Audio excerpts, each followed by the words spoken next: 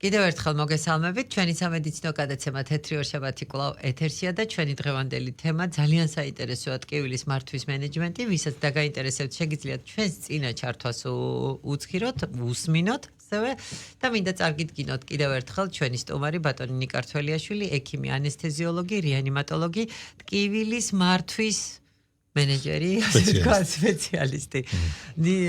ჩვენ ძალიან საინტერესო საკითხზე შევჩერდით წინა ჩართვის შემდეგ და კითხვა იყო ასეთი, როგორ ხდება წამლის დოზირების ტიტრაცია, რომ კონკრეტულად ყველა ადამიანს ერთი და იგივე წამალი შეიძლება სხვადასხვა დოზით დაჭირდეს.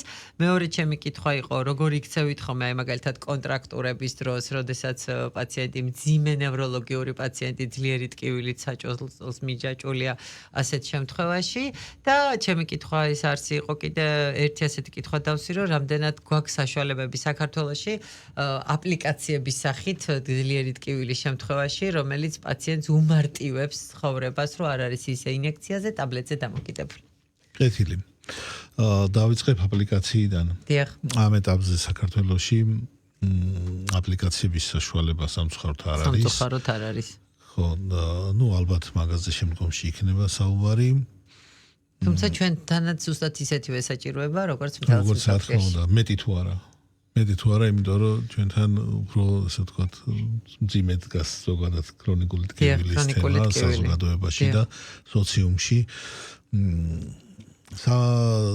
ქრონიკული ონკოლოგიური ტკივილის შემთხვევაში გვაქვს ჩვენ საშუალება სპინალური პორტის იმპლანტაციის, ეს არის საინექციო მიდგომა ზურგის ტვინის არხთან, საიდანაც გაცილებით ნაკლები ანალგეტიკია საჭირო, რომ მიიღო ის სასურველი გამაყუჩებელი ეფექტი, რაც მიიღება სისტემური გამოყენებისას, მაგალითად ტაბლეტების მიღებისას ან ნემსების გაკეთებისას. ეს უფრო ალბათ მცირე მენჯის ორგანოების ტკივილს და ძვლების ტკივილს. არა მარტო, იმიტომ რომ ჩვენს არსენალში არის ისეთი ადიუვანტები, რომლებიც გულმკერდის დონეზეც ძალიან კარგად მოქმედებენ, არ იწვევენ სედაციას, სპინალური შეყვანისას, ანუ ხერხემლის არხის შეყვანისას. აი ესეთი პაციენტები ადაპტირებული არიან საზოგადოებაში, რომ შეუძლიათ გადაადგილდნენ, გაისეირნონ, სტუმრად წავიდნენ და ასე შემდეგ.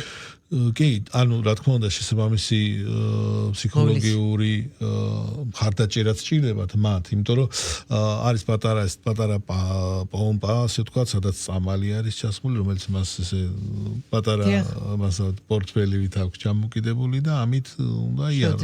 კი, მაგრამ თუ მას სურვილი აქვს, რომ სოციალიზდეს ხალხში იყოს, ისაუბროს, პრობლემა არ არის, ნაკლებად იწვევს, ასე ვთქვათ, ფეხების დაბუჟებას, ნაკლებად ზღუდავს სიარულს, ნაკლებად იწვევს ეს მეთოდი ძილს, ძილიანობას, ანუ ლოგინს მიჯაჭულობას ნაკლებად იწვევს და ანუ ასოციალური არ არის ასეთი პაციენტი, უკვე აბსოლუტურად შეუძლია, რომ ჩვეულებრივად იყოს ისევე როგორც ტკივილის გარეშე იყო და უბრალოდ გარკვეული მედიკამენტების საშუალებით შესაძლებელია, რომ მან ეს თავისი ქრონიკული გასაჭირი გარკვეულწილად შეიმსუბუქოს. რა თქმა უნდა, მე ერთმანეთზე არის გადამული, რომ საზოგადოებაში გავაკიდე უფრო მეტად ფსიქოლოგიურად ლაგდება, ასე ვთქვათ, და ნაკლებად ამახვილებს ყურად. ხო არსებობს ტკივილი, რომელიც მაშინ, როდესაც ფიზიკურად აქტიური ხარ, დღის განმავლობაში არც თუ შესამჩნევია და ღამით იწყება ეს ტკივილი, მაშინ, როდესაც მოსვენებულ მდგომარეობაში უკვე კონცენტრირდები ამ ტკივილზე და მაშინ გაცილებით უფრო აღქმადია. კი, არის ესეთი ტიპის ტკივილიც. ნუ ზოგადად არის ესეთი ეგრეთ წოდებული ვეგეტატიური ტკივილები, რომლებიც ღამე უფრო აქტიურდება, ძილის დროს უფრო აქტიურდება და უფრო მწვავედ არის გამოხატული და მაგასაც თავისებური მართვა უნდა. მე ერთი იმ კითხვაზეც კი პასუხობ, თუ შეიძლება მედიკამენტების ტიტრაციას რაც შეეხება რა. ქრონიკული ტკივილის მართვაში ძალიან მნიშვნელოვანი არის ტკივილის სამართავი მედიკამენტების მიღების რეგულარობა. აღმოჩნდა, რომ ჩვეულებრივ მწვავე ტკივილის შემთხვევაში აი სიტყვას ვქონთ, ტკივა თავი და დავლიე, აი ამ ტკივა თავი და დავლიე ანალგინი 2 ტაბლეტი და გამიარა თავის ტკივილმა. ეს მწვავე ტკივილია, ხო? ან სიტყვაზე ვქოთ, მოვიტეხე ფეხი, გამიკეთეს 3 ამპულა კეტოროლაკი და ტკივილმა გამიარა. ხო, ერთი თემა, რომელიც ჰოსპიტალში სამართავია, რომელიც ჩემი ჩემი ანესთეზიოლოგიური მხარე არის და მაგაზე არ ვამახვილებ ყურადღებას, იმიტომ რომ ეს აუცილებლად იმართება სხვა ტკივილია. მე საუბარი მაქვს ქრონიკულ ტკივილზე. აღმოჩნდა, რომ რეგულარულად მიღების შემთხვევაში საკმარისი არის იმ არსებული მედიკამენტების ხანდახან მეათედი დოზაც კი რეგულარული მიღების შემთხვევაში რომ მიაღწიო იმ სასურველ ეფექტს, რომელი ეფექტიც გჭირდება. ანუ მიიღო პიკი წამლის მოქმედების და შემდგომში შეინარჩუნო ეს პიკი. დიახ, ეგ ძალიან სერიოზული მიგნებაა. ეხლა დღეს არის ესეთი ცნება, დაბალ დოზიანი რაღაც მედიკამენტი. ხო, დაბალ დოზიანი აღმოჩნდა, რომ თუ შეიძლება მედიკამენტის სახელი თქვა არასაფირმო, თავშად ნალტრექსონი არის, რომელიც 50 მილიგრამს, რომელსაც 50 მილიგრამს ხმარობდნენ ამისთვის და აღმოჩნდა, რომ სულაც არ არის საჭირო, რომ 50 მილიგრამი მიიღოს ადამიანმა ყოველდღიურად, 4 მილიგრამი სრულიად საკმარისია რეგულარულ მიღების შემთხვევაში, რომ მან მიიღოს რამ ერთ კვირაში, ორ კვირაში სასურველი გამაყუჩებელი ეფექტი და სამაგიეროდ უსაფრთხოდ შეუძლია სხვა წლების განმავლობაში ეს მედიკამენტი, შესაბამისად ნაკლები დოზა. ეს ჯერადი გაკეთება მთელ კვირაზე ხოს. კი, ანუ ეს ძალიან მნიშვნელოვანი ჩვენ უკვე დასასრულს მივახავდით და თუ შეიძლება რაღაც პატარა შემაჯამებელი სიტყვასავით რო გითხრათ, რომ ტკივილი მართვადი როა.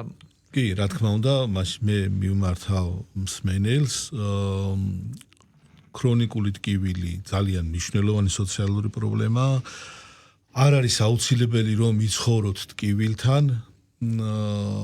თქვენ ამ ტკივილის შესახებ ამ ტკივილი უნდა გახსნათ, უნდა მოუყვეთ მის შესახებ შესაბამის სპეციალისტს და კიდევ ერთი პრობლემა რაც სოციუმს აქვს, რომ აი ფასიანი არის თუ არა კონსულტაცია.